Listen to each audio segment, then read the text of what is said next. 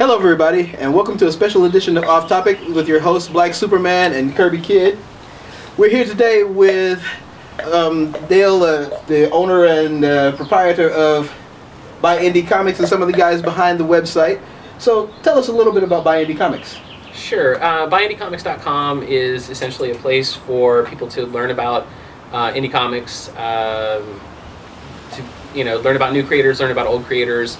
And eventually we're going to be selling our indie comics as well. So you'll be able to go to the site, pick up things about your favorite or new favorite indie creator, and have fun. So how long have you been working on this project? It's been an idea in my brain since January, and I decided in March that, or I should say, I decided in February that it was going to happen. So it's actually been a relatively young child, if you will. So what do you guys all do specifically on the site? Well, I'm Andre Owens. I'm the creator of Force Galaxia Comics, and I write a column called Cosmic Mutiny. Mostly I've been doing a lot of interviews with independent creators, trying to pick their brain to see what will work best. I'm Richard Hamilton. I wrote Return of the Super Pimps and Miserable Dastards, but on BuyIndieComics.com, I'm the fan about town. That's the name of my column. And I just write about the local Los Angeles indie comic scene. I do interviews with local creators, feature local comic shops, and basically take all the good article ideas Dale gives me. And then I basically just write kind of nitty-gritty reviews of some of the more kind of mainstream indie books, as well as anybody that drops off their book at the site via PDF or just mails it to us. I do all those reviews as well. And so then the articles that get submitted to you, what kind of articles are you looking for? We really just want to promote indie comics. I mean, that's the kind of focus of the site right now. We want to give the guy that or girl that doesn't have a soapbox to stand on somewhere to really talk about what they're doing, and promote their books. Like I said, we do reviews of the books. We do interviews with these guys, that kind of thing. So does that mean there's no Marvel, DC mainstream stuff on the site, or? If at all possible, no. Actually, that's not completely true. We do have one reviewer, Heather Keneally. She's doing some wonderful, fun reviews, commentary on mainstream comics, Marvel predominantly, but she pokes a little DC in there every once in a while. And she does her column is Forever Fangirl.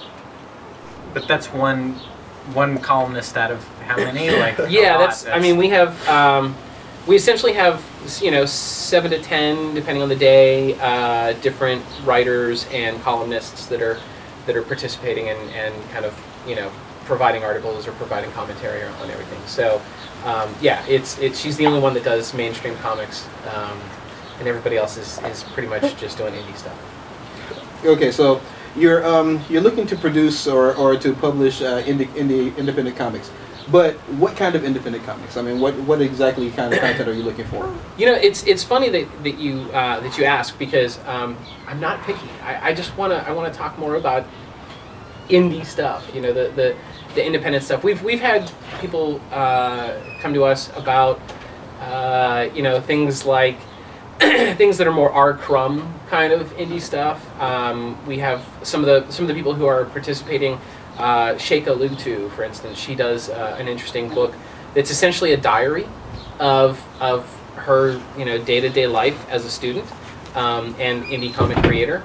And it's a wonderful little book, and I think that it's the kind of thing that happens in comics that doesn't get talked about because so much press is put on Marvel and DC. Should we stop recording? No. Oh, let's go ahead and introduce Max. This is my son, Max. He's an avid comic book fan. And what are we reading right now at bedtime?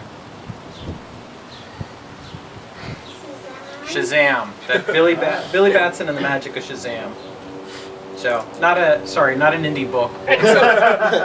We're working our way there. It's Yeah. perfectly fine. They start off as an indie book, though. Yeah, right. Again, for all intents and purposes, good history. Sure. There. Yeah. Go on. Right. So, what started you guys liking comic books? Oh, well, for me, gosh, I mean, I'm old enough that back in the early 70s, I've read like Beetle Bailey, Family Circus, like compilations and little small books from Golden Books. And I slowly drifted into comics, so reading Richie Rich and Casper and Archie. And then I'll never forget the best day of my life was the day, and it's ironic that it was such a great day, that I walked into the 7-Eleven and I saw Superboy and the Legion of Superheroes number 216, I believe, the infamous Tie Rock cover. But I was just mesmerized because I was like, there's someone that looks like me on a comic book cover, and he's shaking his fist at Superboy. So I thought it was awesome. So You were wearing hot pants at the time. Well, probably. Yeah. It was, you know, it was Just like you. 1976, so you know there was a disco ball flowing around. But no, that's what really got me started into comics, was Superboy and the Legion 216, and then from there it was everything from the Avengers to the Defenders and anything in between at that point. For me, it was all kind of, you know, Batman, Superman. You know, when I was probably Max's age, I had an uncle that read me comics every so often, and he'd always, and I kind of blame him for my want to make comics too, because he always made the characters kind of different and alternative in his own twisted West Virginia kind of way. And that is that Superman he portrayed Superman as my father, and he portrayed Wonder Woman as my mother, and, you know, just weird little things like that, and so yeah, that was my first scar, if you will. No, I mean, same for me, except for the weird uncle and the West Virginia thing. I mean, I was his age, Max's age, and I think it was a combination of Super Friends on TV and comic books at the 7-Eleven. My grandfather he smoked cigars at the time, and so he'd go there and buy his really cheap cigars. And I would go to the spinner rack, and I remember, not that I'm a huge Superman fan now, but it was a Superman comic, and it was, I think, Terra Man, and he had turned Lois Lane into stone, and that seemed very compelling. How was Superman gonna thaw her out? So to stay on the theme of specific issues, I don't remember the issue, but it was a Teen Titans written by Marv Wolfman. Oh. And it was the two teams, Justice League and Teen Titans, facing off. That's like the early. That's an early issue. one. That's like issue like 5 or 6. Exactly. That's a really early issue that I remember, like, when I was a very wee child. That is awesome. Yeah, that's probably the one that I can kind of remember earliest. Yeah, that was a great series that Marv Wolfman, George Perez, early New Teen Titans. Well, the funny thing about it is that I have since had dinner at a comic book dinner with Marv Wolfman. I was there myself. So yeah, he had no clue that it was his responsibility. That I was going to one day. It's his fault. You know, it was all his fault. So Yeah. So what do you guys think about comic books today? Well, mainstream comics for me, I actually don't read any at all anymore. You know, I still, because of that earlier thing about Superboy and the Legion, I still collected the Legion, and I still will collect the new issues of the Legion, though I haven't. I'm just not really interested in them anymore. It's just the same. I'm tired of seeing the same stories over and over. I'm tired of seeing the same characters die and resurrect and die and resurrect, and it just gets a little old after a while. I mean, I've been reading for, 35 years or longer, 40 years. So, it tends to get stale. So I've been more interested in reading a lot more independent books, and that's why I've been reviewing different books on my column and seeing stuff. Dale's been hooking me up with a bunch of stuff. So the state of the comic industry today, I mean, what is it? What are they selling? The bestsellers of 250,000 copies now? Whereas 20 years ago you're selling 1 million. So tell us one of your favorite indie comics right now. Well, it's great you answered, because I just read a book by a guy named who's the guy did? Oh, Russell No Help. No. There was Creed. There's a book called Creed, Imaginary, that I read, and it was this really trippy. Trent Kaniqua. Yeah. Kaniqua. Yeah. Thank you. Yeah, it was really trippy. Delve into this kid's mind, where he created this whole dream world where he could affect reality, to the point where he even lost one of his digits on his finger to make himself have four digits instead of 5. So it was very fascinating. So that's something I was really into a couple weeks ago. Cool. What about for you, Dale? What do I think of the comics industry currently? I think that it's amazing how so few books get so much love, and maybe unjustly, and that there's so many books out there that that are new and imaginative, and they get very little or no love, whether it be commercial love in terms of marketing departments getting behind them, or if they're just readers kind of latching on. In some ways we're lucky that we get things like The Walking Dead, which could have very well been a flop, just like anything else that doesn't get attention.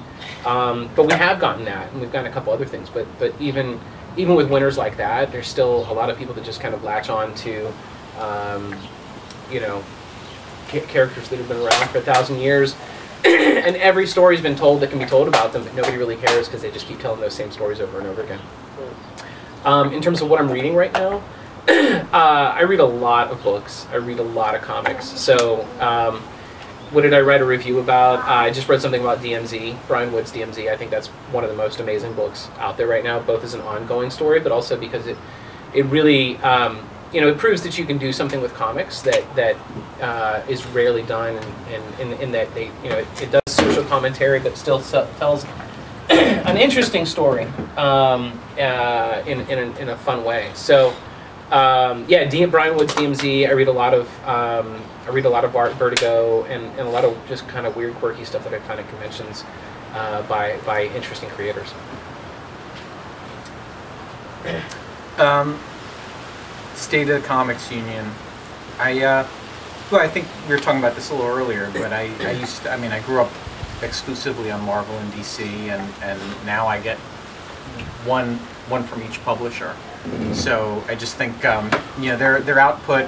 I mean, I guess it's like people's complaints about a lot of Hollywood movies this day is just sort of like this conglomerate thinking. They're both owned by larger parent companies, and so I think they have to play it really safe. Time Warner owns DC, Disney owns Marvel, and so they just look at their characters as their IP, their intellectual property. You can't take big chances with them because you don't want to not sell as many toys or as much merchandise or something. Dad is talking, son. So the flip side of that is that I'm reading a lot more indie books, a lot more image stuff. I know The Strange Talent of Luther Strode is like a favorite at BuyIndieComics.com. Great book. I mean, awesome art, really great story, stakes, consequences, like all the stuff that you can't find in Avengers versus X-Men or the New 52 or whatever. I'm reading a lot of webcomics now because there's just this incredible, and I'm really late to the game, so I've anyone who's really into webcomics, they're probably already blown through all these, but World of Hurt by this guy Jay Potts is incredible. It's like a blaxploitation webcomic. It's fantastic. Tom Scioli, who illustrates Godland and Image, he had one called American Barbarian, which is incredible, and he's got one now called Final Frontier, which is sort of like a Fantastic Four analog. The one I'm reading, it's really, really disturbing, but CrossedComic.com that Avatar puts out, it's, they've got that series of books, Crossed, Garth Ennis wrote. Yeah. So this is a weekly webcomic that supplements that. Wow. And it's just, I think it's maybe eight pages worth a week of just this really, really brutal world where people have gone crazy, and it's like there's no escape from it. That's Crossed. Yeah. So you get a little bit of that every week, and it's it's very, very dark, but it's really well written, and the characters are fully fleshed out, and you do care what happens to them. So sorry for the long answer. That's cool. But you mentioned Avengers versus X-Men. That's something we're talking about a lot, and it seems the conflict is falsely created because people want to see the Avengers fight the X-Men. How do you guys feel about the entire? Yeah, I think that's fair. I mean, pretty much put it in a nutshell. Yeah, it's totally manufactured. Exactly. They were at a retreat, and they're like, I mean, they've said as much. It's like we've wanted to have Avengers fight X-Men for a while. We're waiting for the right circumstances. Well, that is not an organic reason that comes from character. And I mean, I know they're comic book characters, and I know it's all manufactured anyway, but they wanted to have Avengers fight X-Men, and they were just waiting for a time that was good enough to do it. And I it just now is that time. It doesn't. I don't know. We have to think. For me, it's all about why. Why do you make comics? Like, why do you create comics? Do you create comics because it's a job and because you get paid to do it, or do you create comics because you want to tell good stories? You know, it's. I mean, I don't know. I have this weird, twisted notion of thinking of it like Shakespeare. Like when Shakespeare sat down to write, you know, plays and whatnot, he was guaranteed that he was kind of, at least later on, I'm sure, kind of guaranteed that he was going to be seen, right? Like he's the playwright coming through town. He's coming through with a troupe that's probably going to be playing. So you're going to be played, but he also wants to tell a good story, and obviously he put some effort into that. I don't know whether or not in 50 years, I don't know whether or not in 5 years, you know, Avengers versus X-Men is going to matter, first of all, because anybody who dies or lives or whatever gets created during Avengers versus X-Men, they're probably not, it's inconsequential. They're not going to be around, or it's going to be, you know, status quo again. Thor died in Fear itself, which is right before Avengers vs. X-Men. They didn't explain how he came back. He was just there. Yeah. He just showed up? Yeah. He was just there. Oh, God. And no one remembered that he had died. Like, he was just there. I'm sure there's a 2-page expletive somewhere that talks about, you know, why... That'll be in the trade. That's a bonus feature. Yeah, it's the bonus feature in the trade. But, you know, and so yeah, I mean, that's really what it comes down to is that there aren't any consequences. Something that, by the way, that's one of the reasons that we love the book Luther Strode, is it's a book completely about consequences. And so, yeah, in terms of that, it's you put it in a nutshell. It's all just like fabricated for the sake of you know, making money. Yeah. It was, you know, what often I feel is like there's no, like the fabrication comes from there's no build up at all within the story. So there's no, like Richard said, no organic substance. I mean, I think back to things like even going to Earth Crisis, you know, with Superboy back in the day, there was a build up. There were 6 or 7 issues where you're thinking, well, who are these characters on the peripheral, and what does this have to do with X or Y? Now it's just, you know, I mean, like with Civil War started, what happened? What was this guy's name? Cannonball? What's the guy that blew up the school? They were fighting a guy named Nitro who was self-destructed. Self-destructed the school. I mean, and it makes no sense to me. Because villains have done stuff like that before. Exactly. So why all of a sudden does this become such an issue where the government's saying, oh, we have to strike down on these guys now? Yeah. You know, I understand comics being of their time, but I also seeing them being endless also. And it's hard to, I guess, mix the two to make it work well. Well, I think that for me, what it comes down to is that, you know, just like in a person's life, things come and go, characters come and go, and I think that they're currently in a place where the characters have come to the end of their lifespan, and they keep them around. There's no story reason to have these characters around. The only reason they have these characters around is because they continue to sell toys, and they continue to, you know, make kids happy in that way, in that, like, you know, air quotes kind of way. One of the things I was thinking about yesterday was, like, actually, Richard wrote an interesting article on Buy Indie Comics, basically saying that the Justice League are a bunch of jerks. So why would I read this book? Why would I read this book to his kid Max when they're not superheroes anymore? They're jerks. They were, you know, rude to Green Arrow. I don't know the full story. You should read the article on buyindiecomics.com. But the other thing is that, and the reflection of that is that Wolverine is now a nice guy. Like, I read X-Men 49 yesterday, and Wolverine is a nice guy. Like, the reason I liked Wolverine when I was a kid is because he wasn't a nice guy. Right, yeah. Like, he smoked cigars. He didn't hang out, and this is my problem. In the X-Men issue that I read, he was hanging out with Black Widow. They were, first of all, friendly. They all but kissed each other on the cheek, and they were hanging out in this well-lit French restaurant. Like, why would Wolverine be in a French restaurant? Right, yeah. Wolverine hangs out in dive bars, in toothless bars, where, like, you know, smoking a cigar in California, no one's going to kick you out, even though it's illegal to smoke in a bar, and no one's going to kick Wolverine out of a bar. You know what I mean? That's because he's not a nice guy, and so. I have issue with that, you know. I have issue with, and you know, one could say, oh, well, he's grown as a character. Well, that's not something they've written into the story, at least in what I've read. They haven't written in that he's changed his ways in any really truly meaningful kind of way. And he's like 200 years old, so why would he have Why would suddenly he care? had an epiphany yesterday? He is a principal of the Jean Grey School for Mutants now, so I guess they're trying to clean up his image because he's with kids all the time now. Well, I'm not for that. And the same thing, like you said, like you said, with the characters coming to the end of their run, like Batman.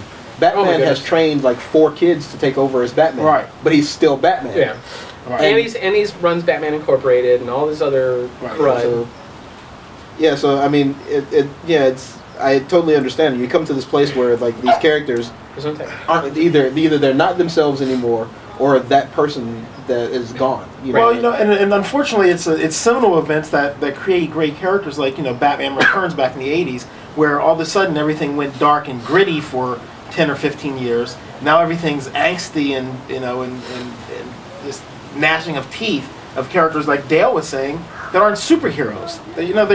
They're just whiny. You have Bendis, who I know people love, but you have 7 pages of people just talking about something where they can show it. Mm-hmm. And I don't know where that switch happened. I don't know if it's everyone wants to be literary, so it's like, oh, I'm going to create literature instead of telling a good story. I mean, we're dealing with myths basically. Right. So we don't need everybody to be so fulfilled as have their own wish fulfillment, for instance. So we're seeing minor characters saying, "Well, I must rob this bank for this reason," instead of just being a criminal. Just do it, yeah. Letting Batman hit him over the head. So, what do you think is like a mistake that some indie comics make in trying to get out there and establish themselves? As an idealist, I say that the mistake they make is trying to be like Marvel and DC. As a realist, I understand that in order to be seen, you have to kind of be like the other guys. Mm-hmm. In terms of just as a general notion, though, it's coming in thinking that A, they're going to make money at it, and B, that it's immediately going to be a hit, and C, when they're not a hit, immediately quitting. Those are the 3 biggest failures. So I get that we have to all mimic our everyone we're hanging out with, because that's how we hang out with them. That's how we continue to run with the wolves, run with the pack, if you will. And then B, don't get into indie comics thinking that you're going to be, or that you're going to be any sort of success immediately. It's just not going to happen. And C, and if it does happen, great. But it's a possibility that you'll be an immediate success, but it's not a probability that you will be an immediate success. And then the third thing is keep at it, dude. Don't stop, because everybody has to develop their chops. Everyone has to figure out how to do it right. And I am by no means a success at writing comics. I don't write for the big 2, or I don't write even for the small 3. But I do I do read a lot of books, and I do kind of monitor the overall press, if you will. So for people who do like the mainstream things, like myself, who will read anything with Hulk in it forever, no matter how bad. And there are some bad things out there, no matter how bad it gets. We call you junkies. Yeah. Right. How do you get these junkies to come over to buy indie comics? Well, first of all, I think that the first thing that people need to understand about indie comics is that it's not about like specific genres. It's not about it's about people doing things that they want to do on their own, and sometimes it's going to be bad. There's a lot of bad indie stuff out there.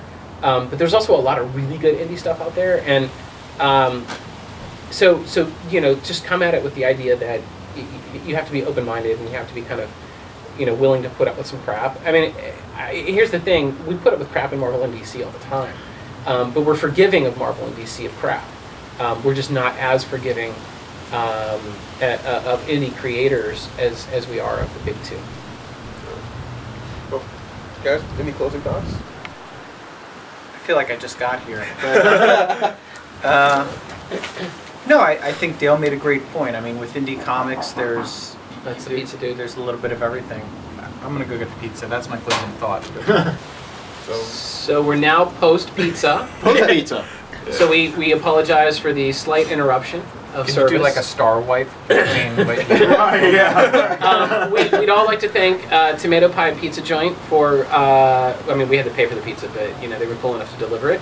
And I think now we can get back to jabbering on about Awesome comics. pie. Yeah, it was really good good. pie. Yeah. Yeah, yes, Tasty. awesome Yeah, pizza. it was good. Tasty pie. So I believe we were asking you about if you have any more thoughts about Indie Comics. BuyIndieComics.com. I mean, it's a hell of a website, but no, I, you know, what I like about it is that it. I know some of the columnists, so I know it's a pretty wide array of people, and they all come at it from different perspectives. Some are reviewing indie comics, some make indie comics, some are just fans of indie comics, but there really is something for everyone there. And like you said, we even have somebody covering Marvel and DC stuff, if that's your thing. As limited as possible. Yeah, well, I mean, yeah, if you didn't have that, then all the other Marvel and DC references would just be insults and stuff. I like Marvel and DC, I like indie books, and I mean, I go to the website not just to check out my own stuff, I look at what Which the other comes people out written every Tuesday. Tuesday? Every Tuesday. 6 a.m. Pacific Standard Time. But it's just a really good site. I don't know how else to say Thank it. you. Thank you. So that's been us talking to people that buy indie comics. We have an article ourselves that we publish every Sunday, so look forward to that. So this has been Kirby Kid And Black Superman. and BuyIndieComics.com. thanks for watching, guys. Take it easy.